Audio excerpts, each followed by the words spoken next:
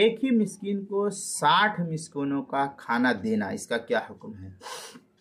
چنانچہ اگر کسی شخص نے 60 مسکینوں کو صبح و شام کھانا نہ کھلا کر صرف ایک ہی مسکین کو 60 مسکینوں کا پورا کھانا یا اس کی قیمت یکمشت دے دی تو یہ صرف ایک وقت کے کھانے کی طرف سے ادائیگی سمجھی جائے گی۔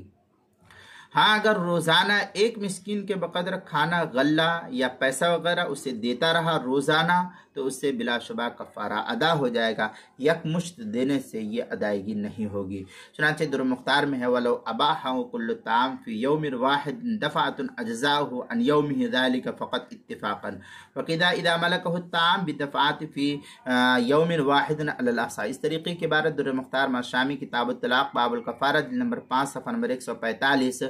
فتاوی تاتار خانیہ میں ہے وَإِذَا أَعْطَى مِسْكِينًا وَاحِدًا طَعَامَ 60 مِسْكِينًا فِي يَوْمٍ واحد بدفعة واحدة لا يجوز۔ اس طریقے کی عبارت فتاوی تاتار خانیہ کتاب الطلاق مسائل المحلل وغیرہ جلد نمبر 5 صفحہ نمبر 183، مسئلہ نمبر 7608 کتاب المسائل 5ویں جلد صفحہ 336 اور 337 پر بھی اس کو نقل کیا گیا ہے۔